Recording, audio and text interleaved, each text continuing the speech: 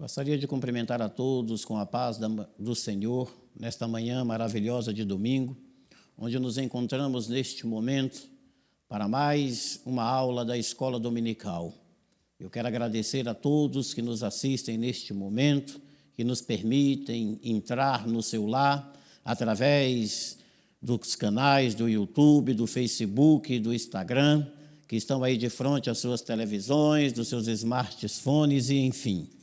Neste momento eu gostaria de convidá-los a fazer uma oração. Ore comigo nesta manhã.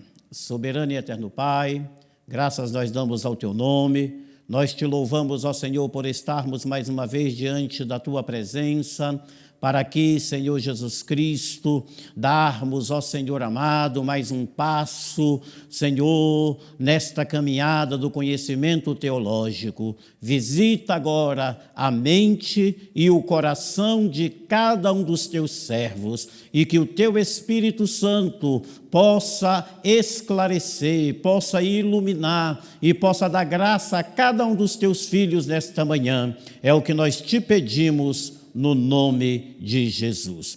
Meus queridos, eu gostaria de convidar, se você tem uma harpa cristã, que você possa abri-la no hino, na canção de número 36. Vamos louvar ao Senhor nesta manhã com o hino de número 36.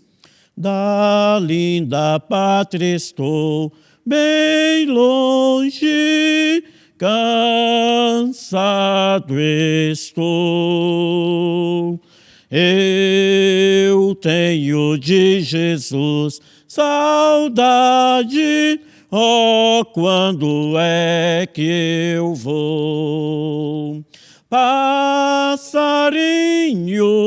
belas flores, querem me encantar. Vão terrestres esplendores, mas contemplo meu lar. Jesus me deu a sua promessa, me vem buscar. Meu coração está com pressa, eu quero já voar. Meus pecados foram muitos, muito culpado sou. Porém seu sangue põe-me limpo, eu para a pátria vou. Qual filho de seu lar saudoso, eu quero ir. Qual passarinho para o ninho, para os braços eu fugi. É fiel sua vinda certa, quando eu não sei, mas ele manda estar alerta, do exílio voltarei. Sua vinda aguardo eu, cantando meu lar no céu. Seus passos hei de ouvir, soando além do escuro véu. Passarinhos, belas flores, querem me encantar. Vão terrestres esplendores, mas contemplo meu lar. Glória a Deus. Meus queridos, nesta manhã de 16 de agosto de 2020, nós estaremos estudando a nossa lição de número 7, que tem como título O povo de Deus deve separar-se do mal. O nosso textuário vai dizer o seguinte: pelo que saí do meio deles, e apartai-vos, diz o Senhor, e não toqueis nada imundo, e eu vos recebereis. 2 Coríntios, capítulo 6, versículo 17. A nossa verdade prática nos diz o seguinte: o mundanismo na igreja corrompe os bons costumes e extingue a santidade. A nossa leitura bíblica em classe está no livro de Esdras, no capítulo de número 2, versículos de número 59 a 62, capítulo de número 4, versículo 2 e versículo 3, e capítulo de número 6, versículo de 2 a 4. Esdras, capítulo 2, versículo 59, nos diz assim: também estes subiram de Tel-Melá e Tel-Harsa, Querube, Adã e Mé, porém não puderam mostrar a casa de seus pais e a sua linhagem, se de Israel eram. Os filhos de Delaías, os filhos de Tobias, os filhos de Neconda, 652, e dos filhos dos sacerdotes, os filhos de Abaías, os filhos de Cós, os filhos de Barzilai, que tomou mulher das filhas de Barzilai, o Gileadita, e que foi chamado do seu nome. Estes buscaram o seu registro entre os que estavam registrados nas genealogias, mas não se acharam nelas, pelo que por imundos foram rejeitados do sacerdócio. Chegaram-se a Zorobabel e os chefes dos pais e disseram-lhes: deixa-nos edificar convosco, porque como vós buscaremos a vosso Deus, como também já lhe sacrificamos, desde os dias de Esar-Adom, rei da Síria, que nos mandou vir para aqui. Porém, Zorobabel e Jesua e os outros chefes dos pais de Israel lhes disseram: não convém que vós e nós edifiquemos casa a nosso Deus, mas nós só a edificaremos ao Senhor Deus de Israel, como nos ordenou o rei Ciro, rei da Pérsia. E em Aquemetá, no palácio que está na província de Média, se achou um rolo, e nele estava escrito um memorial que dizia assim: no ano primeiro do rei Ciro, o rei Ciro deu esta ordem, com respeito à casa de Deus em Jerusalém: e essa casa se edificará para lugar em que se ofereçam sacrifícios, e seus fundamentos serão firmes, a sua altura de 60 côvados e a sua largura de 60 côvados, com 3 carreiras de grandes pedras e uma carreira de madeira nova, e a despesa se fará da casa do rei, e uma carreira de madeira nova, e a despesa se fará da casa do rei. Oremos mais uma vez. Soberano e eterno Pai, graças damos ao teu nome, te louvamos, ó meu Deus, e te agradecemos por tudo que o Senhor nos tem feito. Continua a abençoar as nossas vidas, continua a abrir as nossas mentes e os nossos corações para nos dar entendimento e discernimento, para que possamos a cada dia conhecermos mais a Tua palavra. É o que nós te pedimos neste momento, no nome de Jesus. Meus queridos, a lição de hoje, na verdade, ela vai, de uma certa forma, estar repetindo assuntos que nós já discorremos aqui em 2 ou 3 aulas anteriores.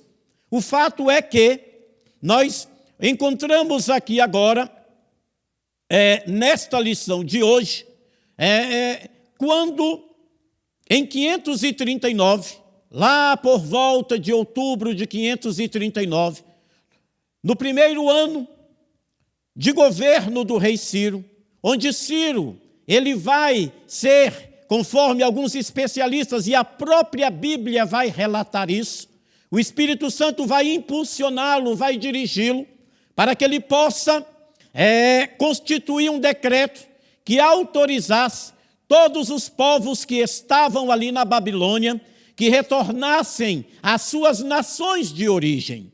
E é bom que se diga que com a nação de Israel, que com os israelitas, o tratamento ele foi um pouco diferenciado. Por que nós estamos falando isso?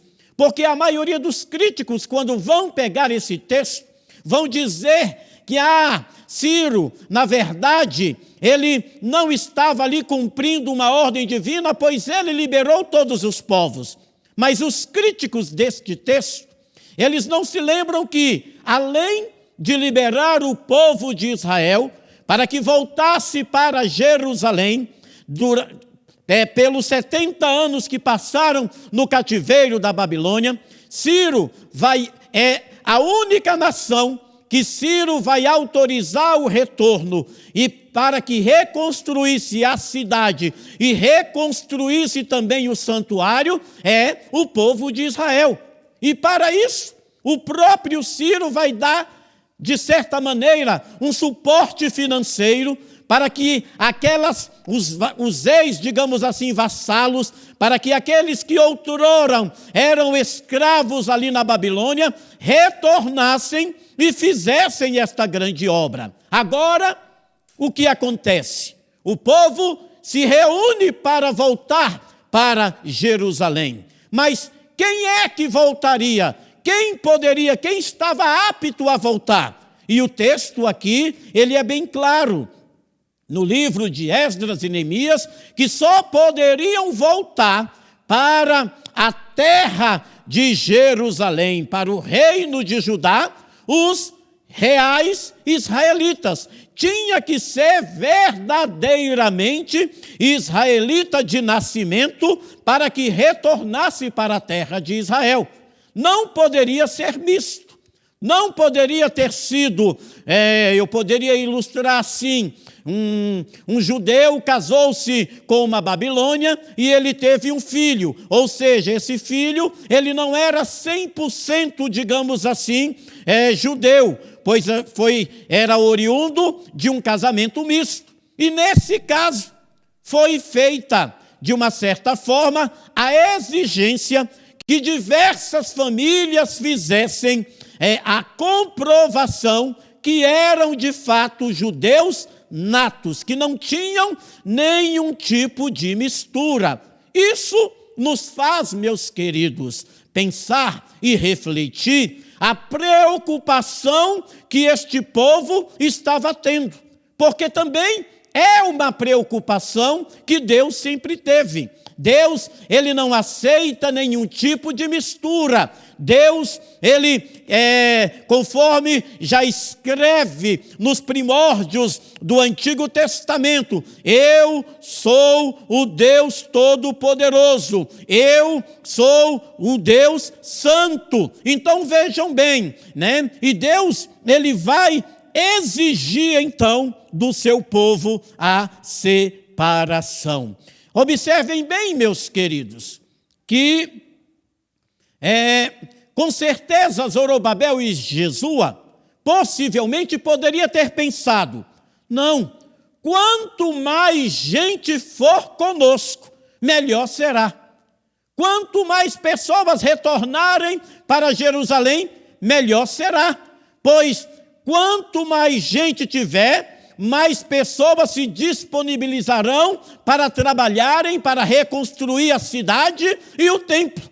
Mas esse não foi o pensamento do governador Zorobabel, e tampouco foi o pensamento do sacerdote Jesua. Isso também nos faz refletir que hoje muitas igrejas não estão preocupadas com a qualidade da sua membresia. Para muitos pastores, para muitos líderes de denominação hoje, o que importa é a quantidade e não a qualidade. Ora, meus queridos, Deus, ele não está preocupado com a quantidade. Deus, ele tem a preocupação com a qualidade. É a quantidade e não a qualidade. Muito bem. Então, nós observamos, meus queridos, que, de fato, a palavra de Deus e o próprio Deus, ele vai exigir isso. E nos dias em que nós estamos vivendo, em que nós vivenciamos esta experiência, e nós poderemos dizer até uma experiência negativa, vejam bem, hoje, nós temos igrejas para tudo quanto é gosto. Se eu não me adapto na Assembleia de Deus, eu vou para uma igreja batista, vou para uma metodista. Mas se eu não me adapto em nenhuma destas igrejas, eu vou para, digamos, outro tipo de igreja. E hoje é muito fácil. Por quê? Porque em muitos lugares estão pregando assim: venha para Jesus e permaneça como está. Porque em muitos lugares hoje já não exigem mais mudança, já não exigem mais uma transformação. Mas muito bem, continuemos. Então, observem bem, muitas pessoas que se diziam judeus, que se diziam que tinham vindo, que foram trazidos por Nabucodonosor e levados para a Babilônia como escravos, não foram autorizados. E aí, o segundo tópico da nossa lição: os judeus não aceitaram a ajuda dos samaritanos. Quando eles já estavam lá em Jerusalém, quando chegaram e começaram a desempenhar esta obra, conforme já falamos aqui em aulas anteriores, vários de grandes personalidades, digamos assim, que já estavam lá, habitando em Israel, foram até a presença de Zorobabel e de Jesua, solicitando, ou de certa maneira, querendo participar deste evento. E foram rejeitados. Meus queridos, nós já falamos aqui também acerca da origem dos samaritanos. Os samaritanos, e eu vou repetir isso, porque pode ter alguém que está me assistindo pela primeira vez e talvez não conheça essa contextualização histórica. Mas os assírios, eles tinham uma certa, digamos assim, eles eram diferentes dos babilônios com relação à sua dominação. Os babilônios, eles permitiam que os povos cativos continuassem residindo nos seus países e, enfim, que cultuassem ao seu Deus, e era desta forma. Só que os assírios, eles tinham uma política de dominação diferente.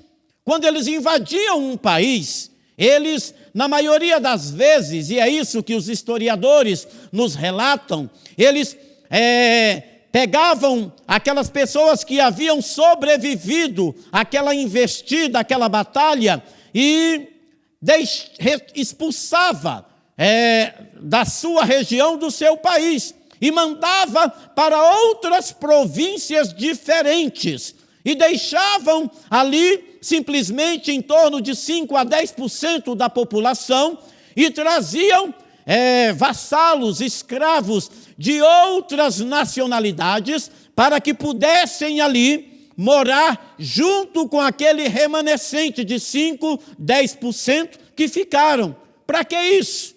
Para exatamente, essa era a estratégia de dominação que os assírios se utilizavam, porque com o passar do tempo, aquela cultura daquele povo remanescente estaria sendo morta. A cultura, a língua,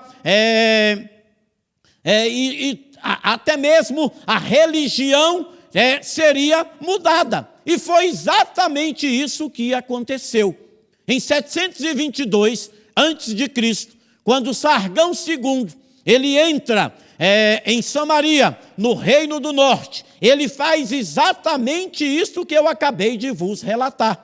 E além disso, além de fazer isso, Sargão II também manda trazer um sacerdote, que não era um sacerdote levita, para que pudesse então estar ali, de uma certa forma, intercedendo pelo povo perante Deus. Mas não era um sacerdote que tinha as prerrogativas, que tinha, de uma certa forma, a autorização por Deus para estar desempenhando aquele papel. Daí, então, surge, de uma certa forma, os samaritanos, essa mistura de judeus com povos de diversas nacionalidades, e que também adoravam a Deus, mas adoravam outros deuses, ou seja, era uma espécie de um culto sincrético, uma miscelânea, uma mistura de culto e de religião. Até mesmo o monte, onde eles ali propagavam e diziam que adoravam a Deus, se rivalizava com os montes ali em Jerusalém. Mas enfim, então, os judeus não vão aceitar a ajuda destas pessoas para que pudessem, meus queridos, trabalharem na obra de Deus.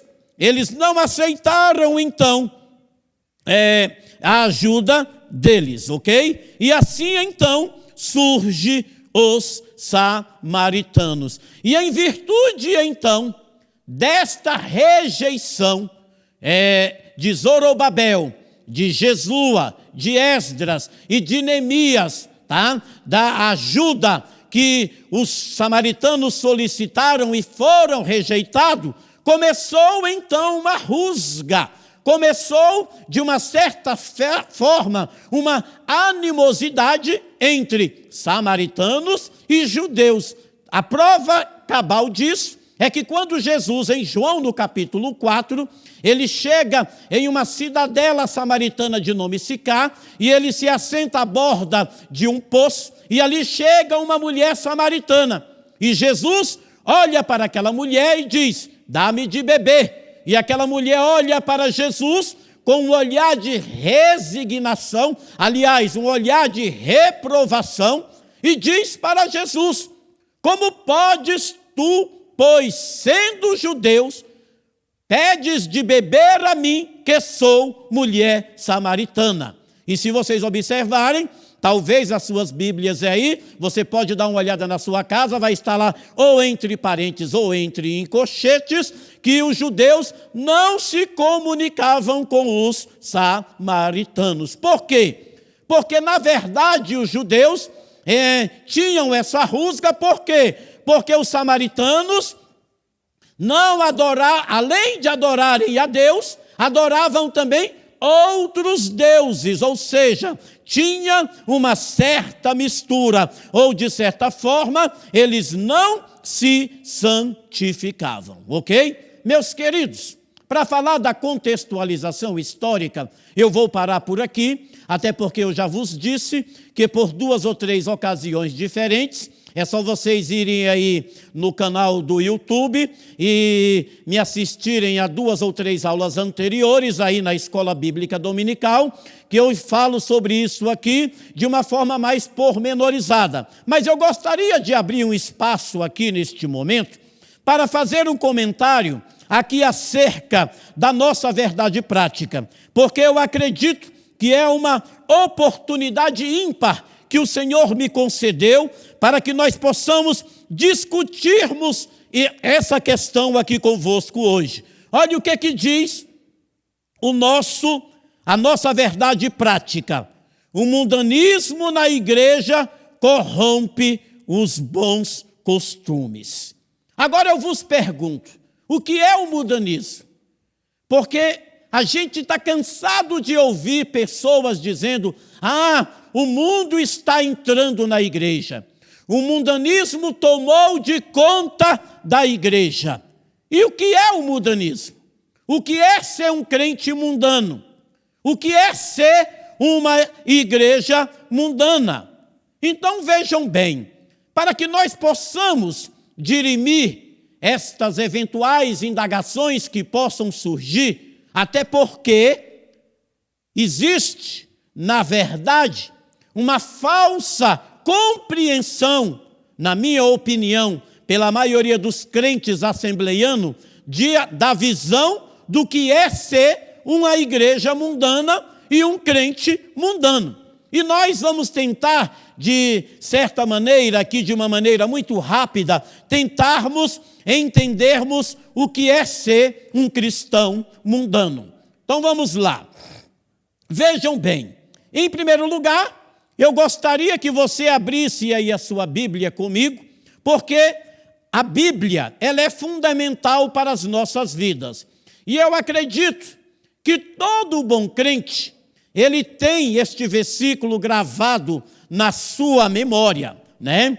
Que diz lá em 1 João, capítulo 2, e o versículo de número 15, que é um versículo bastante conhecido, que nos diz assim: não ameis o mundo, nem o que no mundo há. Se alguém ama o mundo, o amor do Pai não está nele. Depois eu quero que você abra aí na sua casa e você leia o capítulo 4 do livro de Tiago, para que você possa ter uma percepção maior, porque nós temos que entender. Porque, meus queridos, tá? Quando nós lemos a Bíblia, de Gênesis a Apocalipse, nós não vamos encontrar, de uma certa forma, você pode usar as ferramentas que a teologia nos permite, a exegese, a hermenêutica e enfim, e você não vai encontrar a palavra mundano aqui no texto sagrado.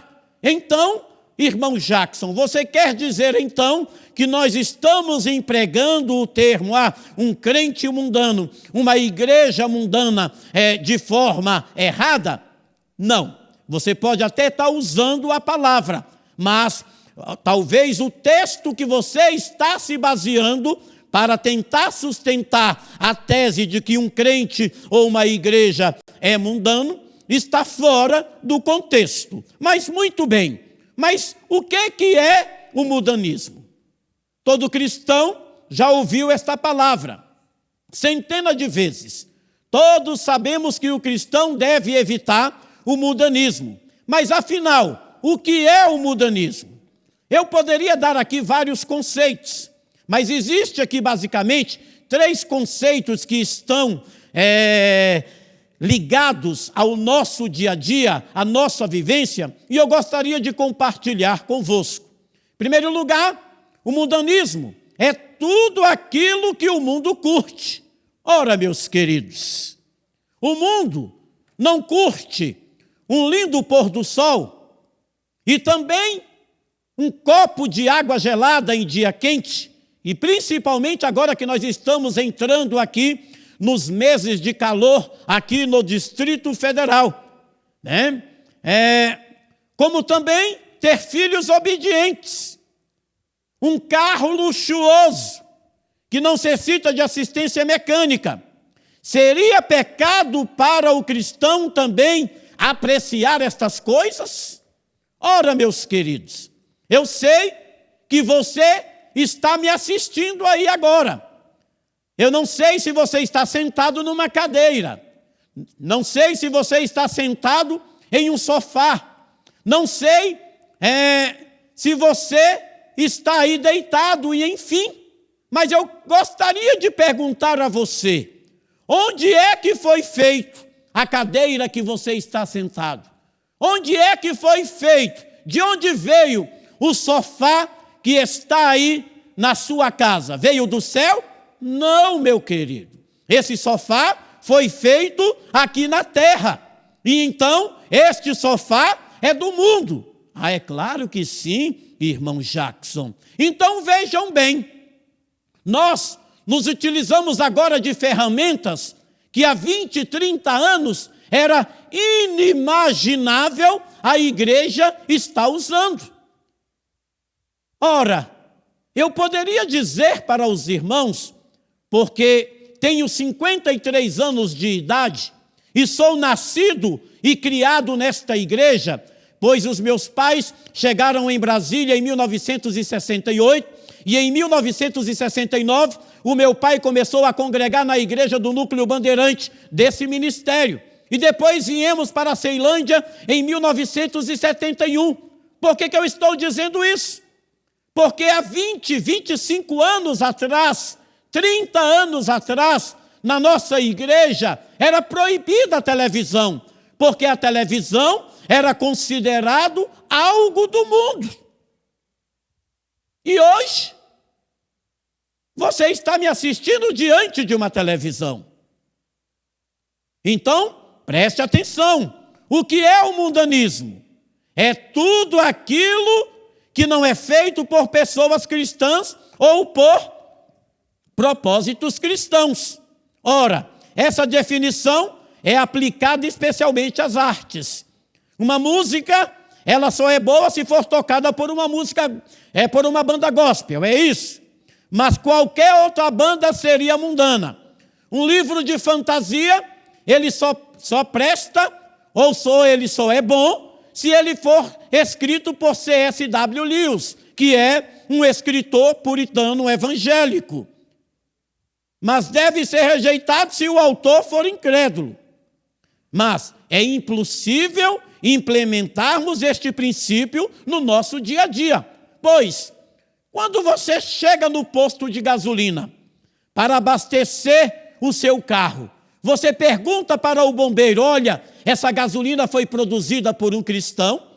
Quando você vai à feira fazer a sua compra de verduras e frutas para a semana, você chega no feirante e pergunta: estas frutas e estas verduras que eu estou comprando foram, na verdade, produzidas e plantadas em fazenda de cristãos? Ora, o cartão de crédito que você usa, o seu talão de cheque, com certeza não foi produzido ou inventado visando a expansão do reino de Deus. Então, mundanismo é tudo aquilo que poderia ser usado para propósitos malignos. Então, prestem atenção. Mundanismo é tudo aquilo que pode ser usado para propósitos malignos. Perceba que o foco está no propósito, no potencial, no ânimos, na vantagem. Logo, se alguém em algum lugar do mundo consegue usar um ritmo musical para fins ímpios, o ritmo como um todo é rotulado como mundanismo. Esta é uma questão que geralmente nós somos sempre indagados, né? Que ritmo você gosta? Eu gosto sertanejo, eu gosto de rock, eu gosto de hip hop, eu gosto de um forró. E aí, muitos crentes, às vezes, que não têm afinidade com algum tipo de ritmo, e alguém vem e louva ao Senhor com quaisquer tipos de ritmos que acabamos de citar. E aí, se eu não tenho afinidade, eu gosto de rock, eu não gosto do ritmo sertanejo, né? Poderíamos até citar aqui os nossos queridos abençoados Samuel, qual é o nome do irmão dele? Daquela dupla de cantores aqui de Anápolis, Samuel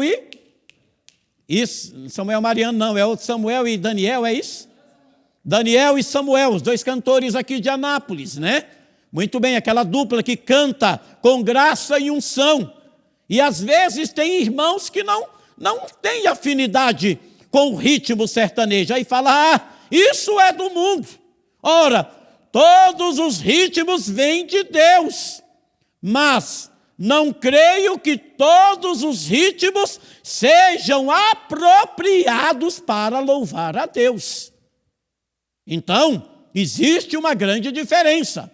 Percebam, o rock, o jazz, o blues, o forró, todos os ritmos, eu vou colocar aqui, todos os ritmos, conforme o nobre doutor Augusto Nicodemos Lopes afirma em seus livros, nos seus ensinos, vem de Deus. Mas nós não cremos que todos os ritmos sejam apropriados para louvarem a Deus. Ora, meus queridos, existem alguns ritmos aí que realmente, né? E aí você pode falar, não, mas é uma questão de cultura, e enfim. Mas existem alguns ritmos que não são apropriados para, de certa maneira, louvarem ao nosso Senhor. Mas o que é que diz o nosso dicionário? brasileiro, o Hawais, e o Aurélio Buarque de Holanda, qual é a definição que eles vão dar de mundanismo?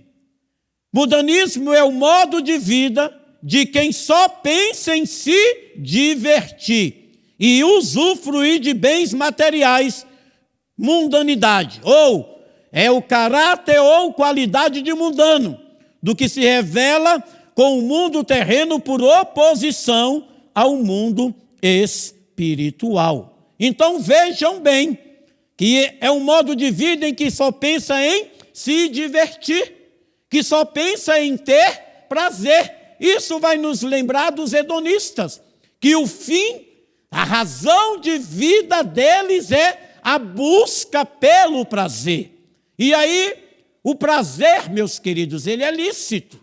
O prazer, ele é bom, desde que o prazer, ele possa ser, de uma certa forma, oriundo, adquirido por meios legais. Por exemplo, Deus criou o casamento. E dentro do relacionamento conjugal, Deus deu ao casal o prazer da relação sexual. O prazer sexual foi criado por Deus. E é algo bom. Mas eu quero que vocês entendam que o prazer, a busca do prazer sexual, ela só é lícita dentro do casamento, ou seja, dentro dos padrões bíblicos. Todas as vezes que você busca o prazer sexual fora dos padrões do casamento bíblico, então, eu posso dizer que você é um crente mundano. Então, vejam bem, o hedonismo é isso, o mundanismo é isso, é a busca do prazer, né? E não mede esforços. E, de uma certa maneira, como diz o nosso querido Nicolau Maquiavel, os fins justificam os meios. Mas avancemos. Essas três definições acima, elas têm algo em comum. Nas três, o mundanismo é algo interno no homem, ou seja, o mundanismo se refere a um lugar, um ato, um estilo, uma preferência. E o cristão que deseja rejeitar o mundanismo tem somente de evitar lugares, usos ou hábitos, né? Porque nós vamos aqui, conforme nos diz o nosso texto, e não vos conformeis, e não ameis o mundo, nem o que no mundo há. Se alguém ama o mundo, o amor do Pai não está nele. Porque tudo que há no mundo, a concupiscência da carne, a concupiscência dos olhos e a soberba da vida, não é do Pai, mas do mundo. E o mundo passa, e a sua concupiscência, mas aquele que faz a vontade de Deus permanece para sempre. Meus queridos, até que ponto o cristão pode desfrutar deste mundo? Até que ponto o cristão deve desfrutar deste mundo? Preste atenção que João, quando vai estar falando aqui de mundo, e isso eu acho bastante interessante, porque até mesmo a definição de teologia vai dizer que o conceito teológico, ele vai dizer que é o relacionamento entre Deus, o homem, entre o homem e Deus, entre Deus e a criatura, entre o Criador e Deus, e entre o homem e o seu semelhante, e entre o homem e a natureza. Então observem bem que qual deve ser o meu relacionamento com o mundo? Em primeiro lugar, com a natureza, eu devo, meus queridos, tratar da natureza. Eu devo usar os recursos naturais com sabedoria. Eu não posso desperdiçar água, eu não posso por aí sair derrubando árvores. Eu tenho que amar e zelar e tratar bem a natureza. Se eu sou um crente e não trato bem a natureza e nem os recursos naturais que a natureza, que Deus nos deu através da natureza, eu sou um crente mundano. É assim, meus queridos, tá? Com a natureza nós devemos nos relacionar assim. Não ameis o mundo, ora. E o mundo nós sabemos que temos aqui as pessoas. E se eu não me relaciono bem com as pessoas que estão aqui neste mundo, se eu não trato bem o meu pai, se eu não sou um filho obediente, se eu não respeito o meu vizinho, se eu não sou um bom cidadão, eu sou um crente mundano. E enfim, tá? Porque eu devo me relacionar bem, tá? Aqui neste mundo. Porque eu sou um cidadão também dos céus e deste mundo. O mundanismo, meus queridos, não se refere às coisas externas. Antes, ele é interno, nascendo no próprio coração do homem e sendo alimentado pelos desejos da carne, pelos desejos dos olhos, pelo orgulho. Mundanismo é idolatria, é amar e adorar as coisas terrenas como se fosse um Deus. Se eu canto no coral, se prego aqui neste púlpito, se ensino na escola bíblica dominical, se cuido dos órfãos e das viúvas, e faço estas obras visando a minha própria glória, para que o meu nome seja projetado, e não o nome de Cristo ou a glória de Deus, eu sou um crente mundano. Por quê? Porque tudo que fizermos, façamos para a glória de Deus. Então, não se assuste. Há muito em comum entre o cristão e as pessoas do mundo. E o que há de similaridade entre eles? Ambos levantam cedo para irem trabalhar em busca do sustento. Ambos tomam café, ambos almoçam e jantam. Ambos têm as suas obrigações como cidadãos aqui desta terra. Nesse sentido, o cristão, ele é mundano. Nesse sentido, somos mundanos. Mas nós não somos deste mundo. Isso é interessante. Olha, de uma certa forma, a dubiedade disso, né? O cristão, ele está no mundo, ele lida com o mundo, mas ele não flutua acima das realidades mundanas. Ele vive seu dia a dia aqui no planeta Terra, mas existe uma diferença gigantesca entre os cristãos e os não cristãos. Por quê? Porque o cristão foi chamado a não amar o mundo, como acabamos de ler aqui, ou seja, a sua esperança, ela não vem deste mundo, a sua salvação não vem deste mundo, o seu amor não é daqui, a glória que ele deseja não é daqui, a justiça que ele deseja não é daqui também. Mas então, o que é mundanismo? Mundanismo é tudo aquilo que faz o pecado parecer normal. E o que é correto parece estranho. Olha que frase maravilhosa. Mundanismo é tudo aquilo que faz o pecado parecer normal. Olha a cultura a qual nós estamos vivendo nos dias de hoje, onde os valores estão completamente invertidos, onde a sociedade quer nos empurrar goela abaixo, digamos assim, valores que para eles já estão ultrapassados. Por exemplo, hoje, dois jovens, um casal de jovens casarem virgens, para muitos é sinônimo de vergonha. Para muitas pessoas é estranheza. Mas qual é o conceito que o mundo está anunciando hoje com relação a isso? É que isso é normal. E isso, essa mentalidade diabólica, porque a palavra de Deus diz que o mundo jaz no maligno. E o apóstolo Paulo, ele vai dizer em Romanos, no capítulo 12, e não vos conformeis com este mundo, mas transformai-vos pela renovação da vossa mente, para que experimenteis qual seja a boa e agradável e perfeita vontade de Deus.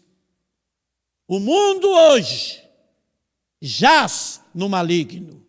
E o maligno, ele tem deturpado os valores, ele tem deturpado, ele tem procurado deturpar tudo aquilo que Deus inseriu na vida da humanidade e que eram coisas boas. E o maligno tenta destruir. Mas, meus queridos, nem tudo que é mundano é profano. O termo mundanismo, conforme acabamos de dizer, ele não aparece em lugar algum na Bíblia. Quem define o que é mundano e o que não é mundano é a Bíblia, e não eu. Não um pastor, não um sacerdote. O que vai dizer o que é mundano e não mundano é aqui, ó. É a palavra de Deus. Nenhum homem tem condições de aferir ou dizer se uma pessoa é mundano ou não é mundano. Porque a régua para medir, o canon para dizer se uma igreja ou um crente é mundano ou não, é a palavra de Deus. Vamos lá. Muito bem, meus queridos.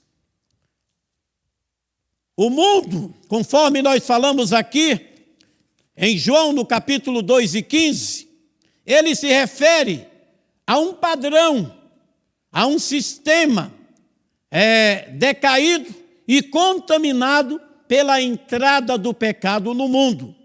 E o padrão do mundo é defender tudo que se opõe à vontade de Deus. Todo o sistema mundano está hoje em dia empenhado em normalizar ou legalizar todos os pecados. E eu gostaria de, para não tomar muito tempo daqueles que estão me ouvindo neste momento, de ver aqui alguns exemplos, tá? E aí você vai fazer o seu juízo de valor e você vai analisar, tá? E usando de uma certa forma o parâmetro bíblico para dizer, porque vejam bem, hoje, como eu disse para vocês, nós somos assembleianos, e a Assembleia de Deus, principalmente a ADEB, Assembleia de Deus de Brasília, a qual é a igreja de onde nós estamos falando aqui, a igreja de Ceilândia Sul, sede do setor 2, que é pastoreada pelo pastor Manuel Pereira Xavier. Nós temos as nossas tradições. E muitas pessoas, às vezes, criticam as nossas tradições. Por exemplo, a igreja, a ADEB, ainda perpetua ou, de certa forma, exige que os seus membros e os seus congregados respeitem algumas tradições. Por exemplo, a ADEB ainda exige que os seus membros e congregados respeitem a tradição de não beberem bebida alcoólica. Observem bem. O que eu quero dizer, muito obrigado, é que, biblicamente, nós não vamos encontrar nenhum mandamento bíblico proibindo quaisquer pessoas de beberem. Você pode pegar aí a Bíblia de Gênesis a Apocalipse, o que a Bíblia ela vai condenar é a embriaguez. E olha o que é que acontece. E muitas das vezes nós estigmatizamos irmãos que bebem, até irmãos de outras denominações, e falamos, aquele é um crente mundano. Muito cuidado, meu querido, muito cuidado em você querer fazer o julgamento do teu irmão. Muito cuidado, tá? Porque às vezes aquele irmão, ele pode ser mais espiritual, mais crente do que você. E aqui nós sabemos que nós temos as nossas tradições, que são respeitadas, que desde a nossa primeira convenção, liderada pelos pastores brasileiros, que aconteceu em 1930, ali na cidade de Parnamirim, ali em Natal, que foi liderado pelos primeiros pastores brasileiros que foram consagrados ainda pelos missionários Daniel Berg e Gurna Vingre. Então, observem bem que as nossas tradições, elas são tradições quase que seculares. E por quê? E de uma certa forma, de uma certa maneira, a identidade da ADEB está nestas tradições. É o que nos diferencia, é o que nos dá um diferencial. Eu não quero dizer que nós somos mais ou menos espirituais, ou mais ou menos santos, porque observamos estas tradições do que os demais crentes. Não, eu quero que os irmãos me entendam.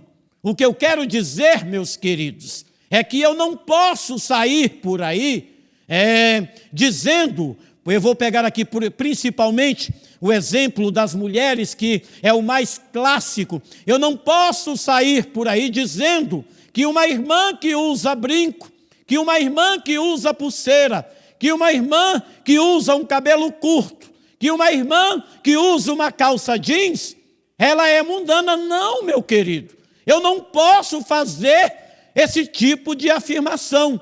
E nem tampouco dizer que ela não seja uma crente espiritual, porque dentro dos padrões bíblicos, dentro da regra bíblica, eu não encontro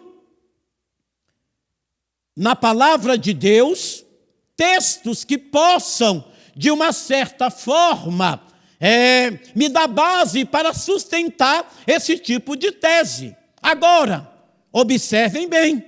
Se nós congregamos aqui na ADEB e alguém se porta desta maneira, ou seja, não está seguindo as tradições, não está seguindo aquilo que foi, de uma certa forma, implementado nas reuniões ministeriais, não é que esta pessoa, ele seja mundano, mas de uma certa forma, e eu agora aqui vou me emprestar das palavras do nosso saudoso Jacó Armínio.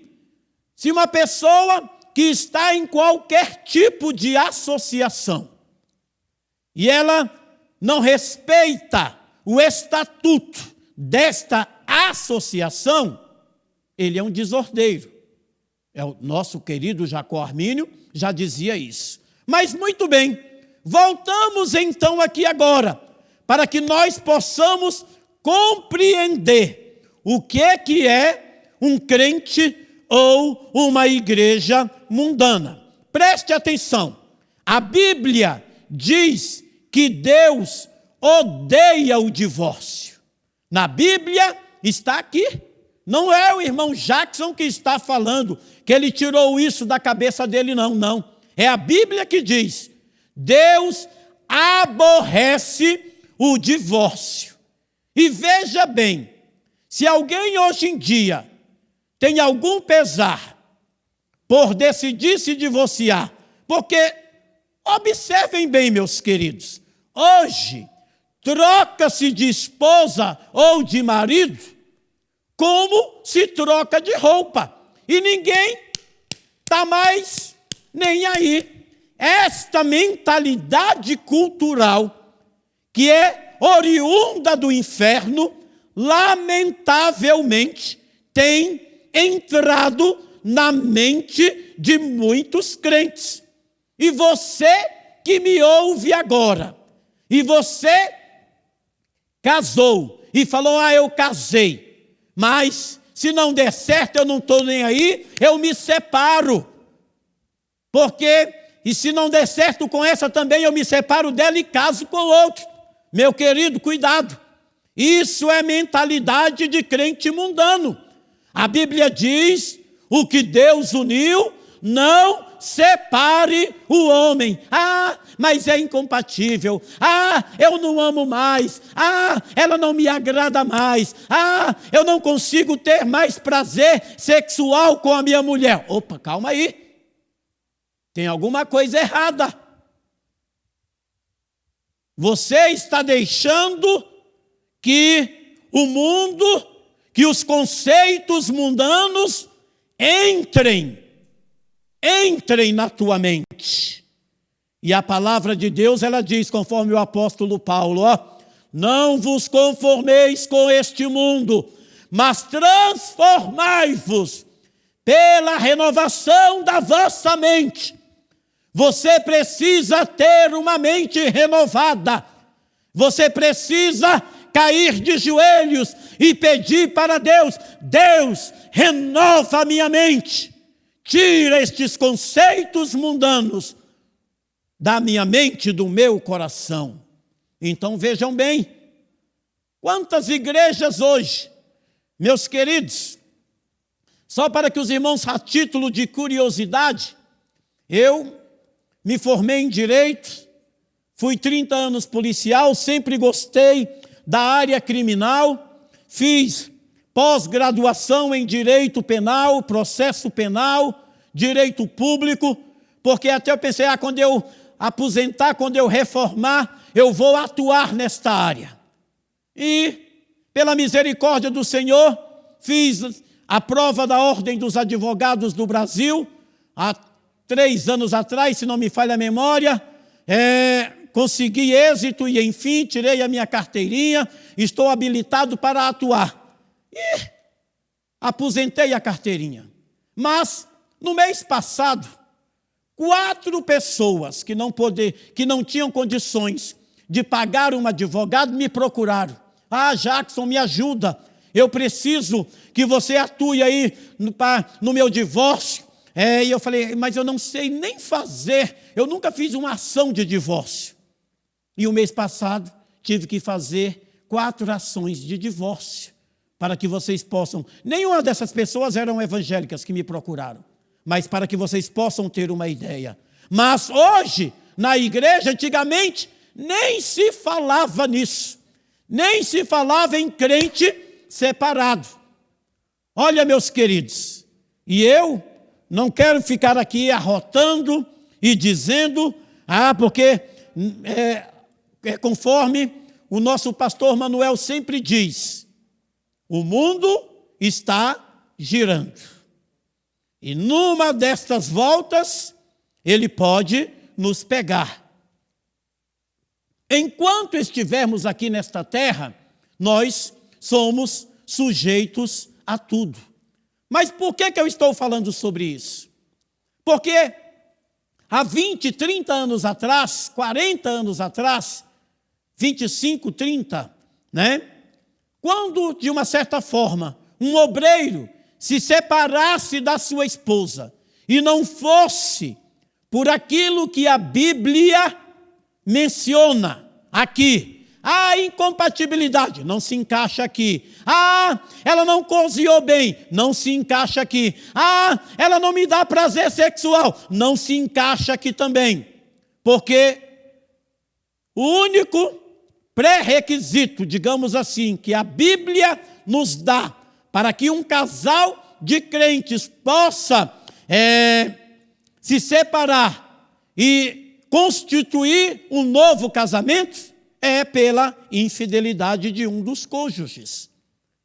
E no passado, quando, de uma certa forma, os obreiros, e aqui eu quero me referir principalmente aqui aos obreiros, porque nós, infelizmente ou felizmente, somos espelho, meus queridos. E isso é muito duro para nós, isso sim, porque às vezes a minha forma de agir, a minha forma de andar, tem alguém me olhando e observando, é o evangelista Jackson, é o professor Jackson. Então vejam bem, no passado não se aceitavam obreiros divorciados. exatamente por essa preocupação. E eu aqui quero até trazer as palavras, e eu vou citar novamente aqui o pensamento do nosso nobre doutor e professor Augusto Nicodemos Lopes, que diz que todo obreiro, pastor, evangelista, presbítero e enfim, todo obreiro que se separar da sua esposa, que se não for por um motivo bíblico, ele deveria entregar a sua credencial e continuar sendo crente, servindo ao Senhor, mas não como obreiro. E eu concordo com o nosso querido pastor, mas enfim. O segundo tópico aqui, meus queridos, para sabermos e identificarmos. Então, se você, conforme já falamos aqui, não sente nenhum pesar com relação a esta questão do divórcio, eu não estou nem aí, separo mesmo e caso de novo. Você é um crente mundano. Você é um crente mundano. Ok? Vamos lá. Segundo tópico.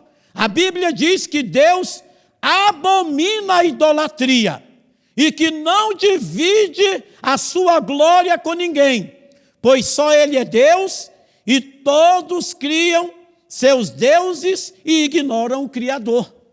Ora, meus queridos, tem muitas pessoas aí hoje, vocês já observaram? Muitos pregadores aí hoje, quando está pregando, ele não lembra mais de Deus não, é só eu, né? E esqueceu daquilo que João falou, importa que eu diminua e que ele apareça.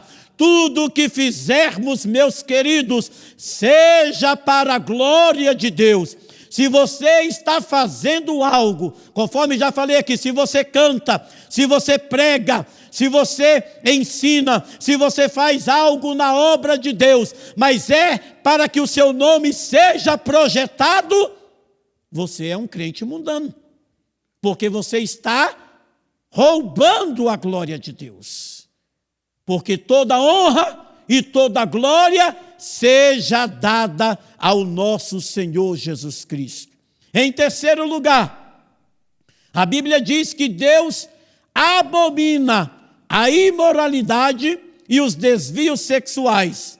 Mas hoje, o homem tem legalizado o casamento entre homossexuais e tentado de todas as formas usar a mídia para aceitar o homossexualismo como algo normal, ignorando o Criador que fez homem e mulher, numa atitude rebelde de afrontar Deus, dizendo: tu me fizeste homem, mas eu quero ser mulher. Então veja bem, eu não estou dizendo aqui que nós não devemos aceitar os homossexuais e ter amor por eles. Não, não é isso, meus queridos. Eu estou dizendo que o homossexualismo, que a mídia está dizendo e propagando que é uma coisa normal, não é normal, pois Deus criou macho e fêmea, os criou. E essa mentalidade, essa cultura, é uma cultura mundana. E se você, como cristão, tem um pensamento: eu apoio os LGBT, eu apoio a causa homossexual. Cuidado, meu querido, aqui eu posso dizer para você com todas as letras: você é um crente mundano e tem que mudar o seu modo de pensar. Um certo dia, eu fui ao consultório do meu dentista, que inclusive também é filho de pastor, Dr. Jonatas Evangelista, que é uma clínica ali na 5 da Ceilândia Norte. Não estou fazendo merchandising não, viu? E sempre que eu vou ali, a gente discute muito teologia, pois ele é um homem muito sábio, e sempre a gente conversa de diversos temas teológicos. E quando eu estava aguardando a minha consulta, sempre que eu vou lá eu gosto de levar um livro porque é demorado, e nesse dia eu me esqueci de levar um livro. Mas quando cheguei lá, encontrei esta revista. Inclusive, irmão Dr. Jonatas, se você estiver me assistindo, eu furtei, tá? Me perdoa também, Deus. Eu nem comuniquei ainda ao doutor Jonatas que eu trouxe essa revista, mas vou comunicar. Sabe por quê? Porque eu estava lá, e aí, observem bem, eu vou tampar aqui a foto, porque depois essa pessoa aqui ela pode querer me processar, certo? Mas vejam bem, e esta reportagem me chamou a atenção, porque é uma edição especial só com mulheres, né? Com mulheres que em alguma área, em algum segmento, se tornou importante ou fez algo importante. E aqui, por incrível que pareça, olha como é que a mídia está, meus queridos, tá? Isso aqui é da editora Abril. Olha o que a mídia faz. Ela pegou aqui um transexual que não é mulher, conforme vocês virem na propaganda da Natura também. Colocaram lá uma mulher transgênero para representar os homens. Tem essa propaganda, não tem? Do Tammy Gretchen aí? Da Natura dos Dias dos Pais. Olha o que a cultura quer nos transmitir. E aqui eu vou tampar a foto deste homem que quer ser mulher. E olha o seguinte, ó, um encontro com Deus. Eu não sei se chega a imagem aí. Chega na tela, Mariel? Com Deus aí o A em vermelho. Porque aqui, meus queridos, esse transexual que não foi recebido em nenhuma igreja evangélica, tá? E nem igreja católica. É bom que se diga aqui, porque é isso aqui que ele próprio relata aqui na reportagem. Moral da história. Foi criada uma igreja lá em São Paulo, uma igreja chamada Comunidade Internacional. Deixa eu ver se eu acho aqui o nome certinho da igreja.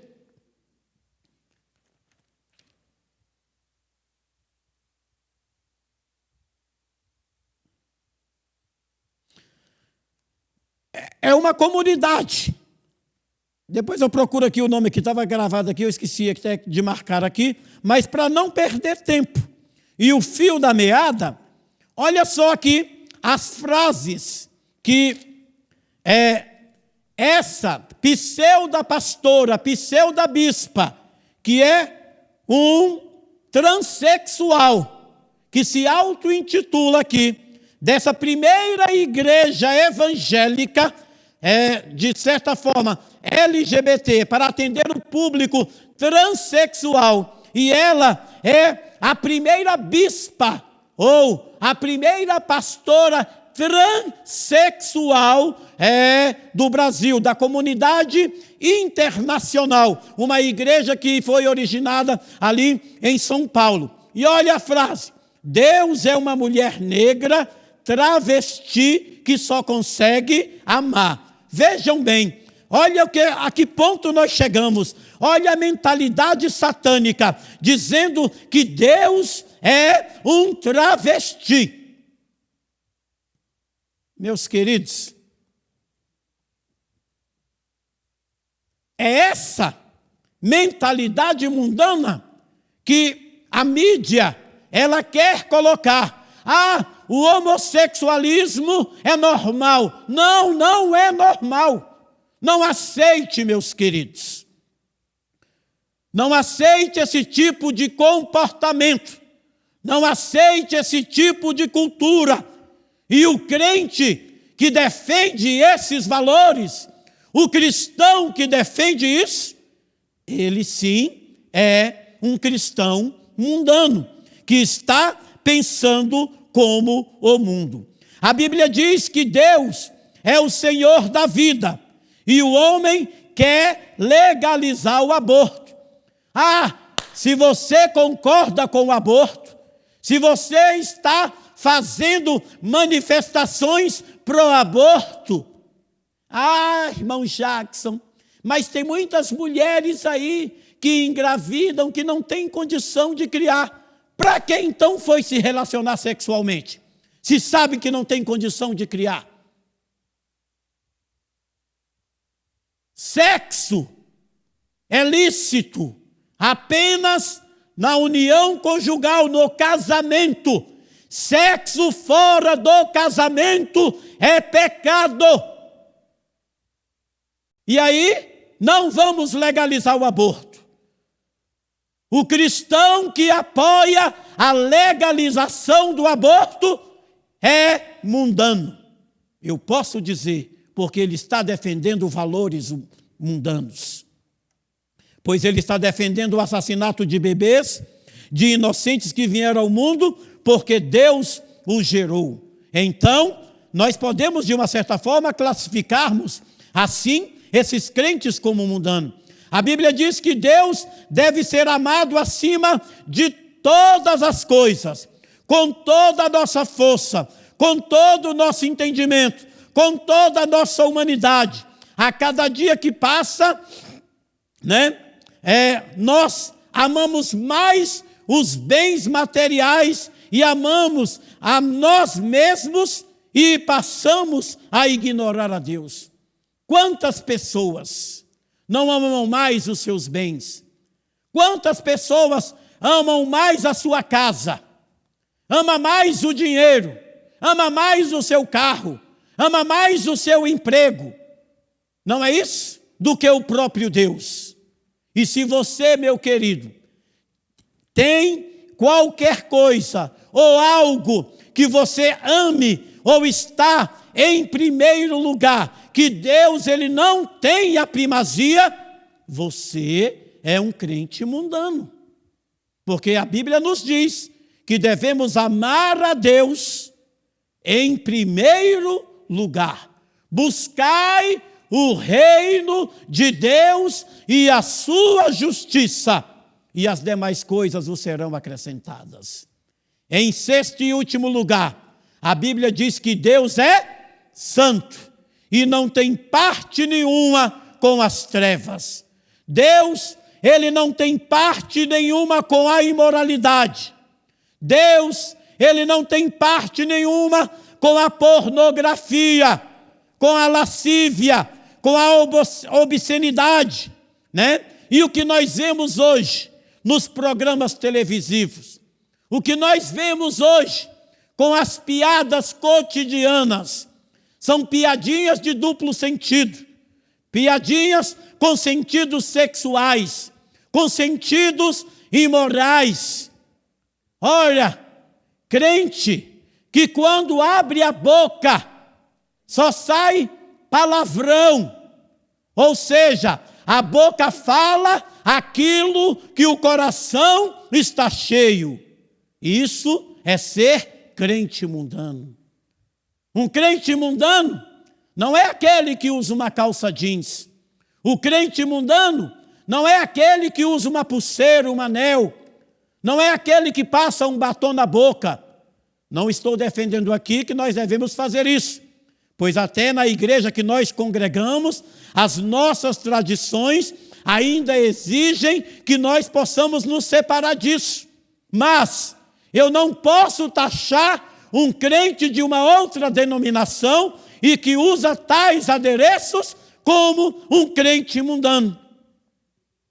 Mas aquele que mente é um crente mundano. Aquele que compra e não paga é um crente mundano.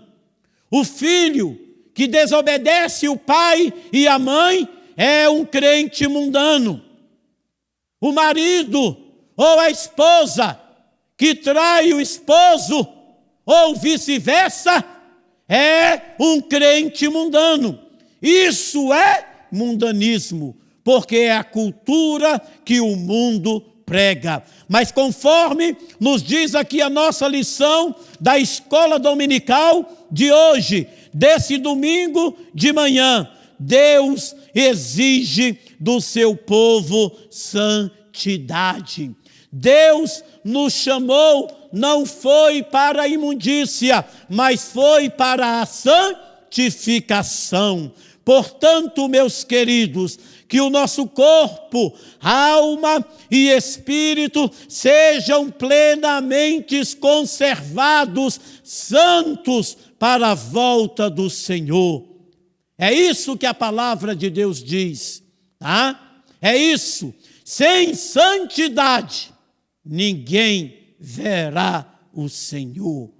Irmão Jackson, mas essas coisas dos usos e costumes não são santidade.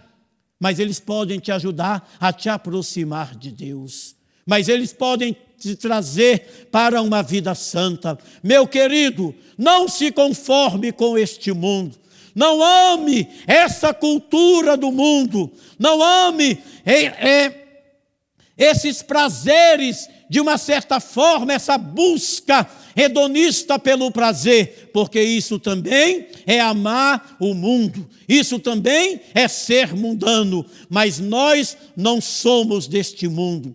Estamos aqui por um período de tempo, mas a nossa pátria está lá no céu e o Senhor nos aguardando. Mas só poderão subir aos céus aqueles que estiverem santos. Mas se você sente que você manchou as tuas vestes, nesta manhã, a palavra de Deus nos diz aqui o texto sagrado, né? Se você manchou as tuas vestiduras, o sangue de Jesus, ele pode purificar as tuas vestes nesta manhã. Por isso, eu te convido neste momento, vamos fazer uma oração.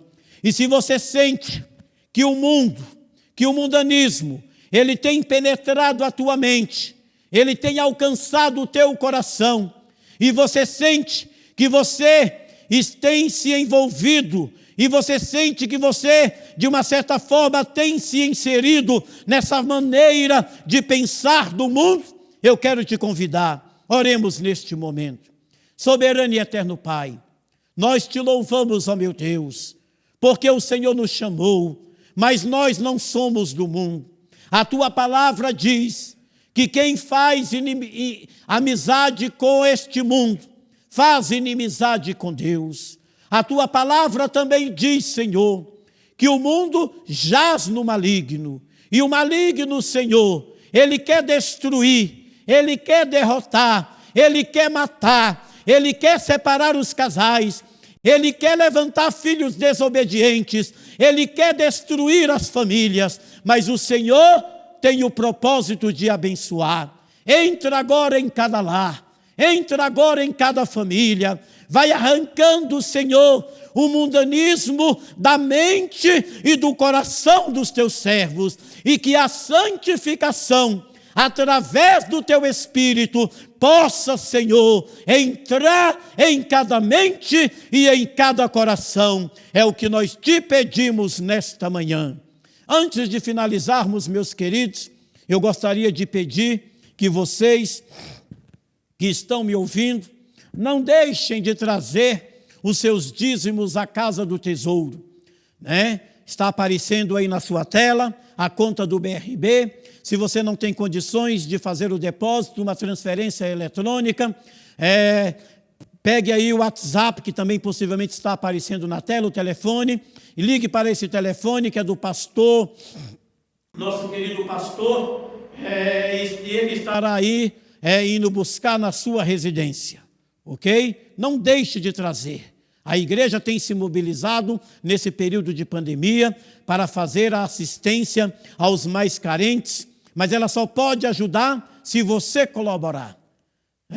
Já são quase 500 cestas básicas que foram distribuídas neste período, além de outro tipo de assistências, ok? Então não deixe de contribuir, traga a tua ajuda. Hoje, às 18 horas, o nosso grande culto evangelístico, na direção do nosso querido pastor Manuel, que estará aqui neste domingo, às 18 horas, no culto evangelístico. Se você está consagrando nesta manhã pelo Brasil, né?